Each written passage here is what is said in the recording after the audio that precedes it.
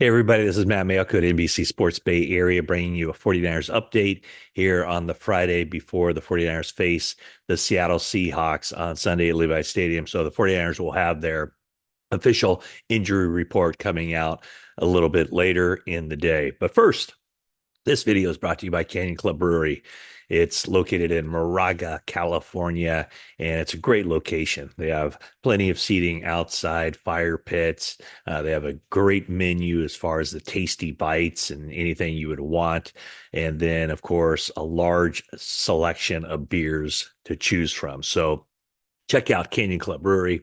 And also, it's coming soon to the Livery in Danville. So that should be a great spot to hang out. Canyon Club Brewery, located in Moraga and soon in Danville. Okay, so the numbers have come out from Deommodore Lenoir's contract. Not quite what was initially reported. It usually those numbers usually aren't too accurate, or at least they're kind of fudged in a way. And for background, what happens is generally the agent who negotiates the contract will contact a national reporter and give them the numbers, and then it comes out what the true numbers are. But it's pretty similar to what was reported, but more in line of 5 years, $88.8 million. That's according to Pro Football Focus, Mike Florio, who received the actual numbers from the contract. Still places Deommodore Lenoir number 12 overall among all cornerbacks as far as average salary per year, at a little bit less than 18 million per year, and 15.4 of that money is fully guaranteed. That constitutes 17% of the contract.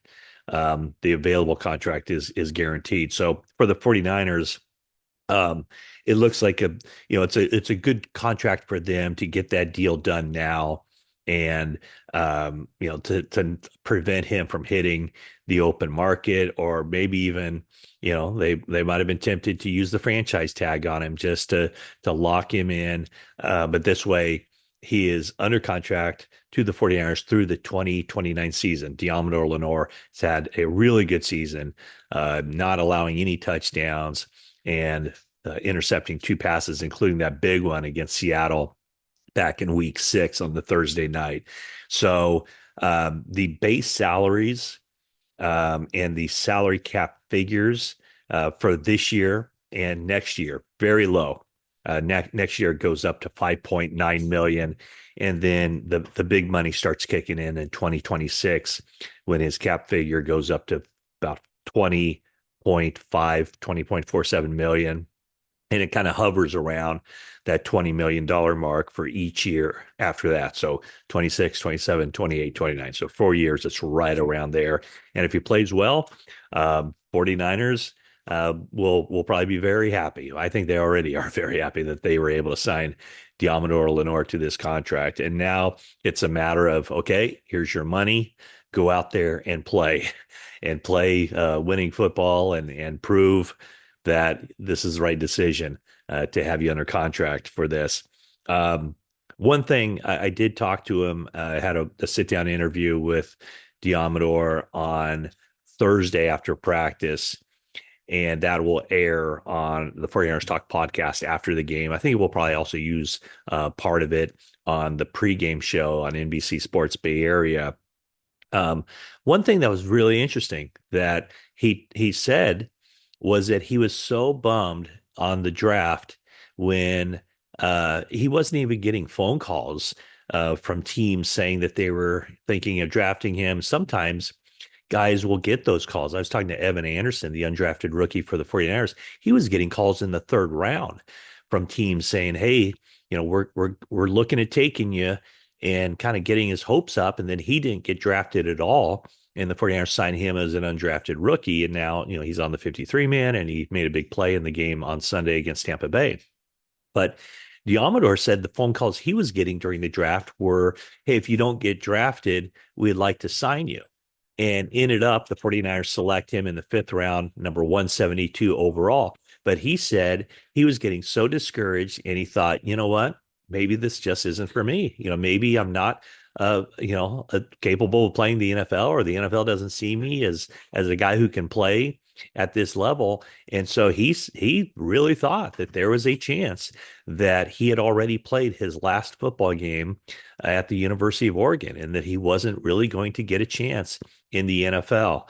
And so look at that. I mean, just a few years later, now he is locked in on a life-changing, generation-changing contract. So congratulations to Deommodore Lenoir. And now it's a matter of, okay, you got your contract, now go play football. And the Seattle Seahawks offer a really big challenge to not only Lenoir, but Renardo Green and whoever else is playing. Charvarius Ward isn't going to play in this game.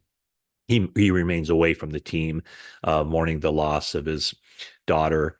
And so when you look at Seattle, Jaxon, Smith, and Njigba, 50 catches, 568 yards, 3 touchdowns in 9 games. Tyler Lockett, 34 catches, 456 yards, 2 touchdowns in 9 games. DK Metcalf has missed a couple of games with a knee injury, but he's been a full go in practice this week, so he'll be back on the field. And in 7 games, 35 catches, 568 yards, and 3 touchdowns. So DK Metcalf had missed some games with a ankle injury. He's a full go.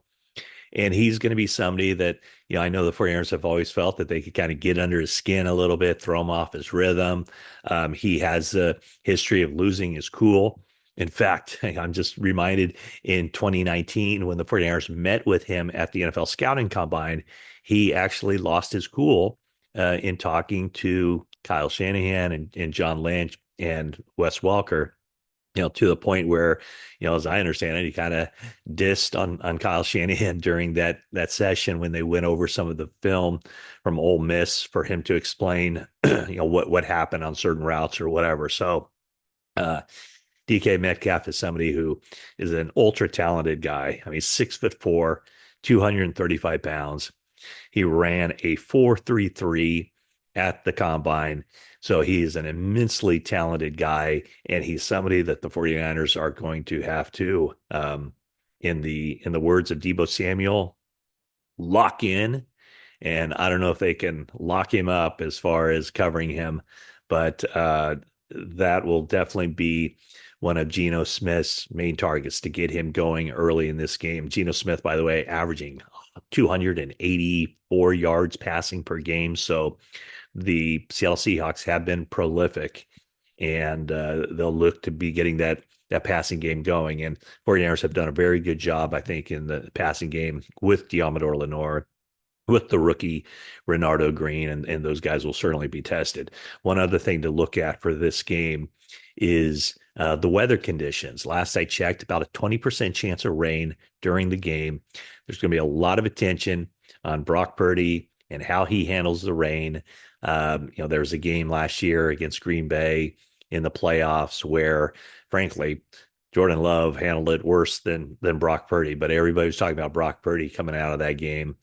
Jordan Love was the one who threw the 2 second half interceptions to Trey Greenlaw, but I'm sure there'll be a lot of discussion about Brock Purdy and handling maybe some wet footballs during the game action. Okay, so talked about Lenoir's contract, the challenge of facing a really good trio of wide receivers with the Seattle Seahawks, and then the injuries. Don't expect Kevin Givens to play. Charvarius Ward won't play. Mitch Wishnowsky won't play. That means Pat O'Donnell, the veteran punter, will be up from the practice squad. 49ers will make that move on Saturday. And then a couple of guys who haven't practiced as of yet. I would expect Nick Bosa to be out there.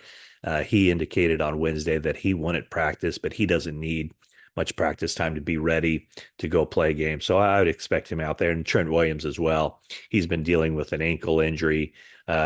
I don't think it's significant enough to keep him out. In fact, there was a game earlier this year where he showed up on the injury report and I saw him walking around. I think it was on the Friday before a game, and I was like, "Wow, I wonder if he's going to be able to play."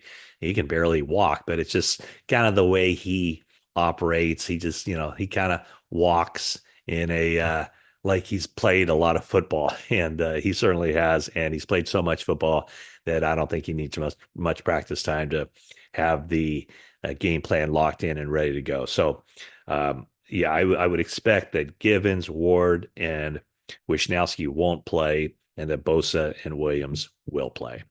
Thank you so much for watching this video. If you haven't already, please subscribe and leave a like and a comment.